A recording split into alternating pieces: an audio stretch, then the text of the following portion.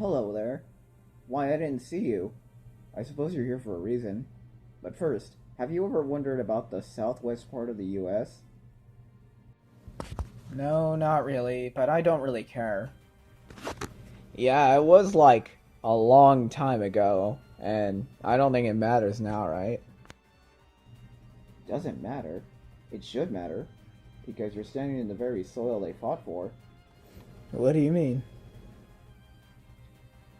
See, originally Texas to California were a part of Mexico. However, it was obtained by America after a war waged between the two, the Mexican War. How did Mexico lose the war?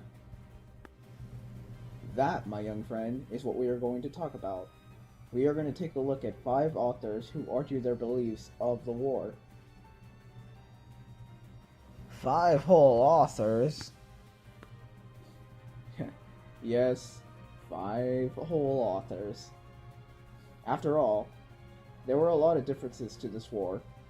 However, one idea that comes to mind when discussing about the war is that the defeat of Mexico was because of the idea of manifest destiny, their own people, and the Mexican government's behavior.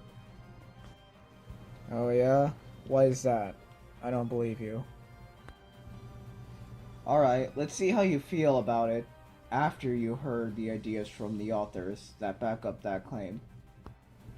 To start with, we are going to take a look at Manifest Destiny and the Mexican War by Ramon Ecuador Ruiz. What exactly is Manifest Destiny? Manifest Destiny is actually a critical ideology Ruiz brought up that contributed to one of the factors of taking over Mexico. Ruiz believed that Manifest Destiny was a symbol of democracy and it acknowledged America to be the one chosen to take over this side of the hemisphere. How does that factor into the war, though?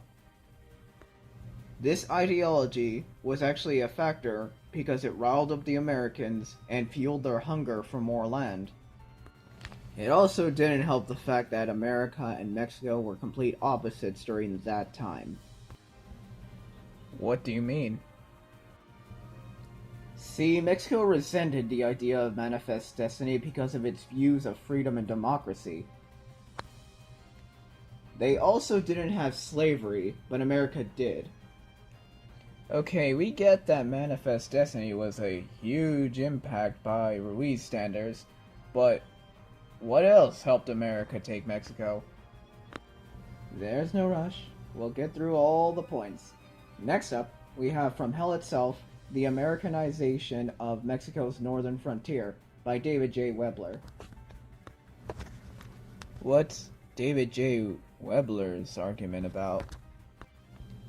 Well, in the beginning he talks about how easy the conquest was for America to conquer Mexico, and argues that it was because of Mexico's inexperience to lead that it made the war easier for America. When making new laws, Mexico didn't really have any newer ones. In fact, they actually used their old Spanish laws. These laws were known as the laws of the Spanish Cortes. Wait, so they had to use an old country law? That's right. The old laws were in order to maintain Mexico's government at that time. It also really didn't help Mexico by having a bad economy at the time, as well as religion versus state, and threats of foreign invasion from other countries.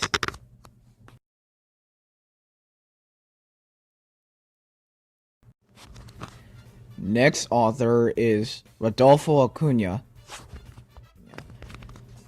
One of the factors that led to the American-Mexican War, according to Acuna, is that the Mexican government disliked democracy, and the Americans did not like that. Another factor is that Northern Americans kept claiming Texas as one of their own.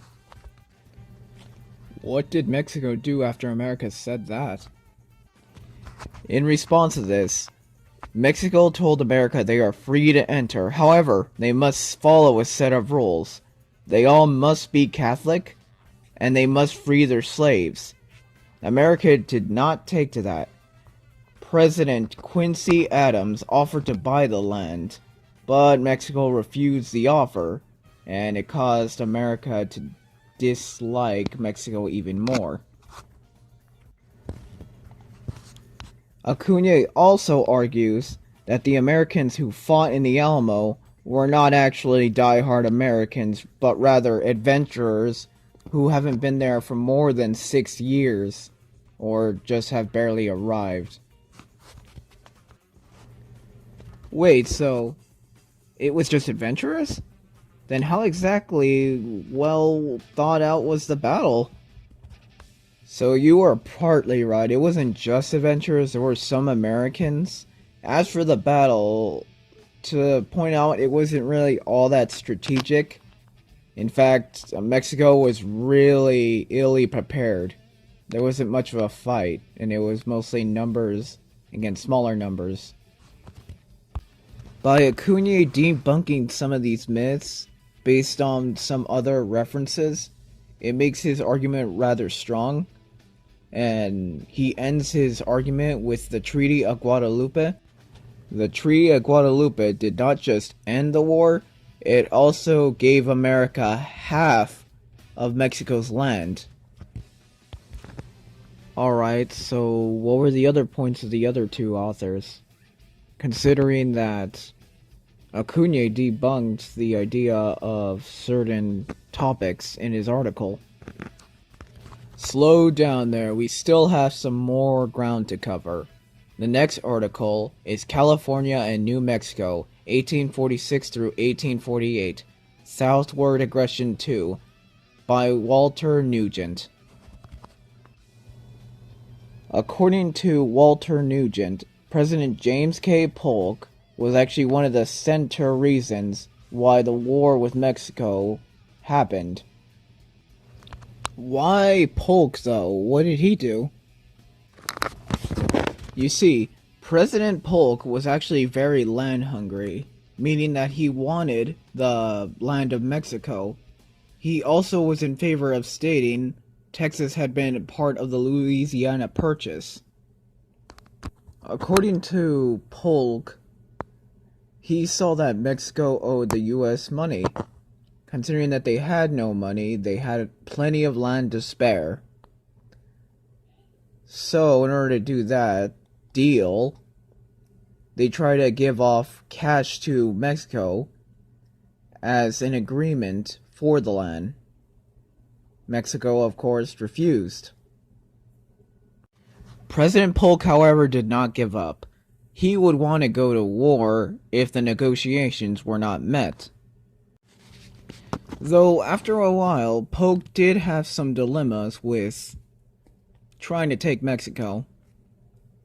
One of them being, they had no idea how long it was going to take to actually take Mexico, and there was really no other reason behind it than line expansion. To support Nugent's claim, Nugent illustrates different type of actions Polk did just to try and get the land, whether or not it cost America or not.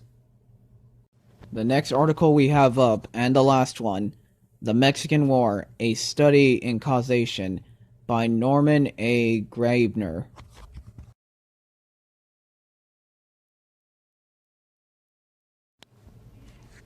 What was Graebner's argue about? Graebner argued that the war between Mexico and America didn't really have to happen, that it was America's choice in order to go into war. He also argues that Polk really did not need to go to war either, but for the expansion of land, they wanted to. Graebner explains that Mexico was of no real threat to the U.S. at the time, and Polk could have avoided the war. So why did Polk not avoid the war? Was it just for more land? Yes, he even knew Mexico could not pay back the $2 million they had owed, so he wanted to tell Congress to get ready for war. What did Congress do in response to that? Well, the administration told Polk they'll try and provoke war, but Polk persistently said to show force inside of Texas.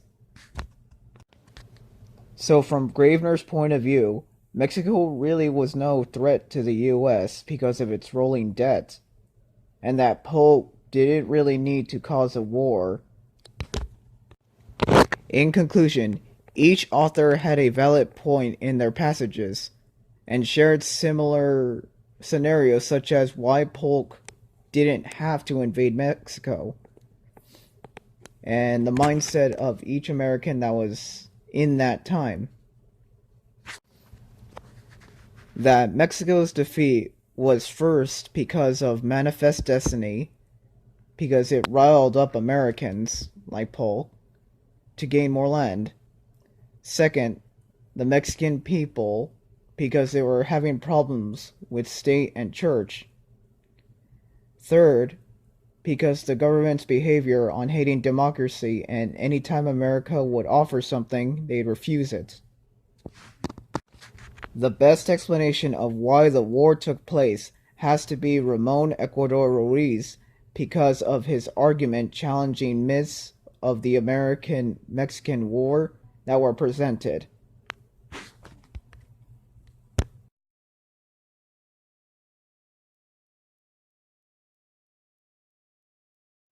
Well, hey, I'm glad you were able to make it to the end. I hope the edits weren't too bad. Anyhow, this has been Ramiro Ramos, and my video on the American/Mexican War. Have a nice day.